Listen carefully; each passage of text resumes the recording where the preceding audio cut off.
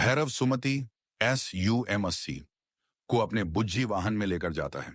बुज्जी भैरव को अतिरिक्त थ्रस्ट का उपयोग न करने की चेतावनी देता है, लेकिन भैरव बचने के लिए ऐसा करता है। इस बीच कॉम्प्लेक्स सुप्रीम में यास्किन सुमति के अजन्मे बच्चे से निकाले गए सीरम को खुद में इंजेक्ट करता है, जिससे वह शक्तिशाली और मजबूत बन जाता है। फिर वह शंभाला की ओर बढ़ता है, जहां वह सेना और अश्वत्थामा से लड़ता है।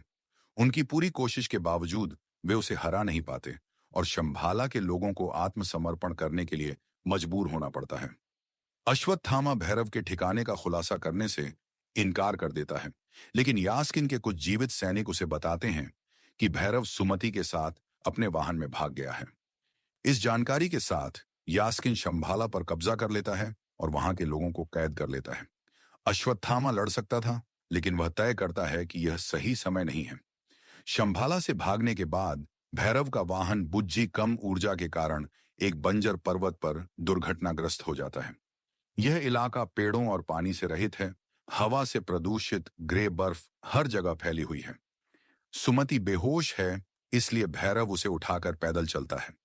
चूंकि यह एक क्रैश लैंडिंग थी, इसलिए बुज्जी वाहन के कई हिस्से टूटकर बेकार हो जाते हैं और उनकी मरम्मत संभव नहीं होती। वह बुज्जी AI हेड को खोजने की कोशिश करता है, लेकिन उसे नहीं मिलता। कुछ समय बाद वह कुछ लोगों को भगवा वस्त्र पहने हुए एक मृत शरीर को ले जाते हुए देखता है। जिज्ञासावश वह चुपचाप उनका पीछा करता है और देखता है कि वे एक गुप्त गुफा में प्रवेश करते हैं। वहां वे मंत्रों का जाप करते हैं और नग्न शरीर को एक कांच से ढके बॉक्स में रखते हैं, जिससे एक ट्यूब जुड़ी होती है। भैरव सुमति को नीचे रखकर उनसे बात करने का फैसला करता है।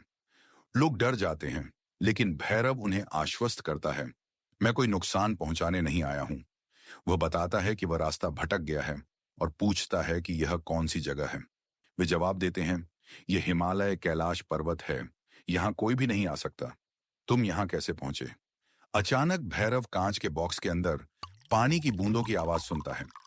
जब वह इसके बारे में पूछता है, तो वे बताते हैं, यह बॉक्स शरीर से पानी को वाष्पीकरण और संघनन द्वारा निकालता है, जिससे शरीर पूरी तरह सूख जाता है और जल्दी विघटित हो जाता है। इस तरह से एकत्र किया गया पानी जीवित रहने के लिए उपयोग किया जाता है। वे इस पानी को गुफा के अंदर गहरे ले जाते हैं, जहां भैरव एक विशाल भूमिगत तालाब देखता है, जो आंशिक रूप से जमी हुई और आंशिक रूप से तरल होती है। वे बताते हैं कि यह तालाब ही एकमात्र शुद्ध जल स्रोत है, क्योंकि पहाड़ों की बर्फ प्रदूषित हो चुकी है और ठंड के कारण इसे छानना असंभव है। जैसे ही भैरव तालाब को देखता है, उसे पानी के नीचे चमकती हुई एक सुनहरी कवच दिखती है। जब वह इसके बारे में पूछता है, तो वे बताते हैं, यह कर्ण का कवच है।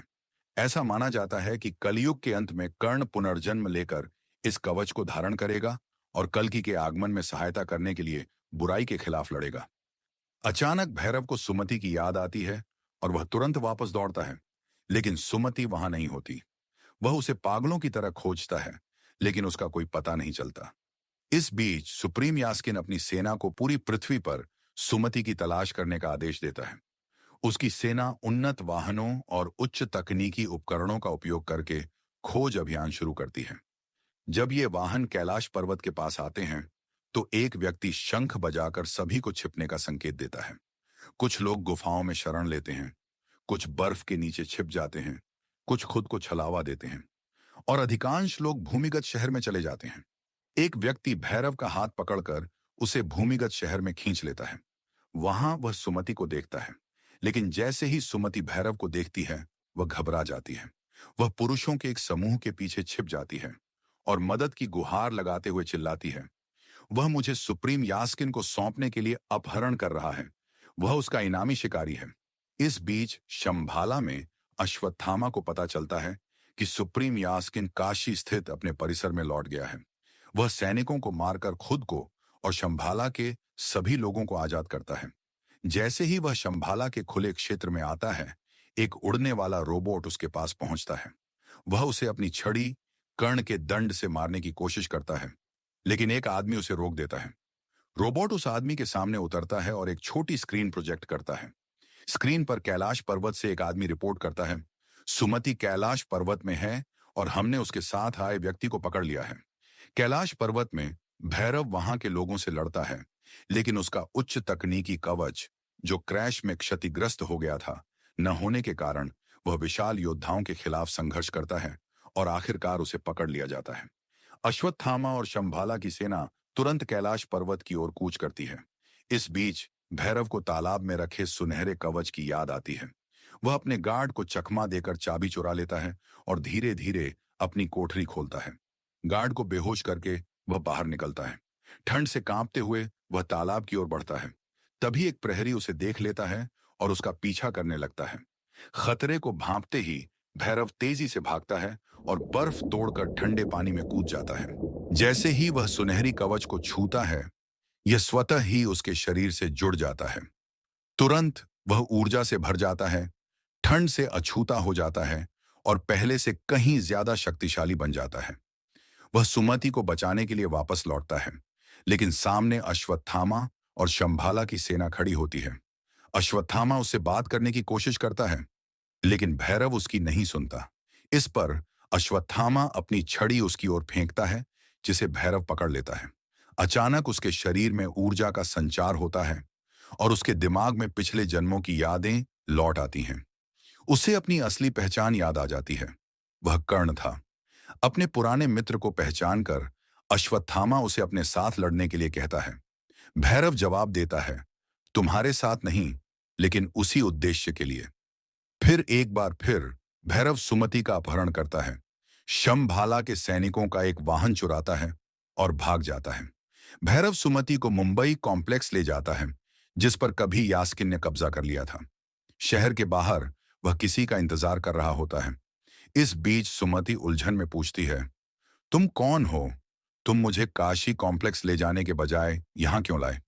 भैरव जवाब देता है, मैं यास्किन और उसकी सेना को नष्ट करना चाहता हूं। उसने पूरे भोजन और जल संसाधनों पर कब्जा कर लिया है, जिससे काशी के लोग भुखमरी का शिकार हो रहे हैं। मेरी मूल योजना कॉम्प्लेक्स तक पहुंचने और अंदर से उसे मारने का तरीका खोजने की थी, लेकिन अब मेरे पास एक बेहतर योजना है। कौन सी योजना? सुमति पूछती है। भैरव मुस्कुराता है और कहता है, बस देखते जाओ। अचानक एक नकाबपोश व्यक्ति, जो शरीर पर बख्तरबंद जैकेट पहने हुए होता है, अपनी गाड़ी से बाहर निकलता है और भैरव की ओर बंदूक तानता है। वह धमकाने वाले अंदाज में पूछता है, तुम कौन हो? भैरव हंसता है और कहता है, अरे कैप्टन, पहले से ज्यादा ताकतवर लग रहा हूं, है ना? वह नकाबपोश व्यक्ति कैप्टन है, वही जिसने बचपन में भैरव की जान बचाई थी। हालांकि कैप्टन ने एक बार भैरव को पैसे के लिए बेचने की भी कोशिश की थी, ताकि वह काशी कॉम्प्लेक्स में प्रवेश कर यास्किन की हत्या कर सके। लेकिन भैरव उसकी मंशा को गलत समझकर यास्किन की सेना को उसकी लोकेशन की सूचना दे देता है। कैप्टन को पकड़ लिया जाता है, लेकिन वह विद्रोहियों की मदद से किसी तरह कॉम्प्लेक्स से भाग निकलता है। अब आमने सामने खड़े होकर कैप्टन अपनी योजना का खुलासा करता है। मैं अब भी यास्किन को मारना चाहता हूं, लेकिन मैं यहां नहीं रुक सकता। मैं मुंबई जा रहा हूं। अपना ध्यान रखना, भैरव। इतना कहकर वह चला जाता है।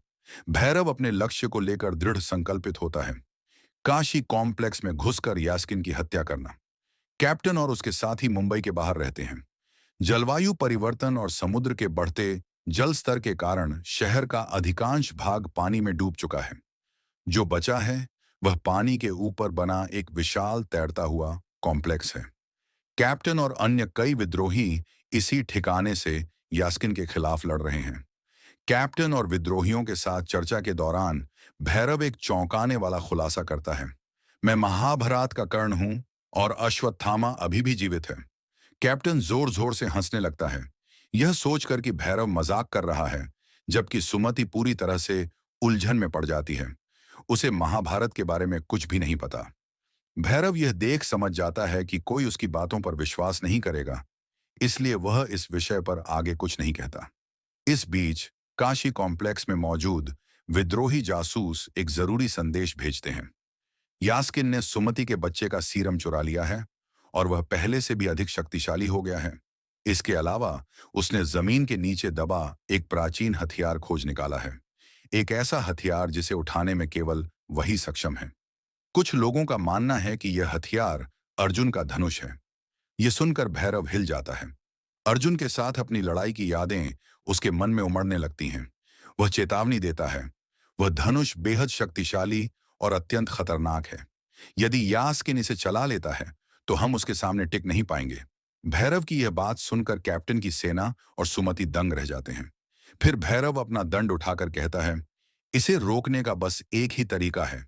चूंकि अर्जुन का धनुष अब यास्किन के हाथ में है, यह पहले से भी ज्यादा ताकतवर हो चुका है। कैप्टन कर्ण के दंड को लेकर अपनी वर्कशॉप में चला जाता है और कहता है, मैं इसे और भी ताकतवर बनाऊंगा। अगली सुबह कैप्टन संशोधित दंड लेकर बाहर आता है। अब इसमें इलेक्ट्रॉनिक अपग्रेड जुड़ चुके हैं और इसे एक विशेष रूप से डिजाइन किए गए दस्ताने के साथ जोड़ा गया है। भैरव अपने दाएं हाथ में वह दस्ताना पहन लेता है। जैसे ही वह अपनी मुट्ठी खोलता है, दंड सीधे उसकी हथेली में आ जाता है, चुंबकीय शक्ति के कारण। इस बीच कैलाश पर्वत पर अश्वत्थामा ऋषियों से उत्तर खोजता है। वह उनके पास जाकर पूछता है, अन्य चिरंजीवी कहाँ हैं? ऋषि उत्तर देते हैं, हनुमान और वेदव्यास अंजनाद्रि पर्वत पर हैं। विभीषण अपने जलमग्न नगर पर शासन कर रहे हैं। महाबली अपने भूमिगत नगर का संचालन कर रहे हैं।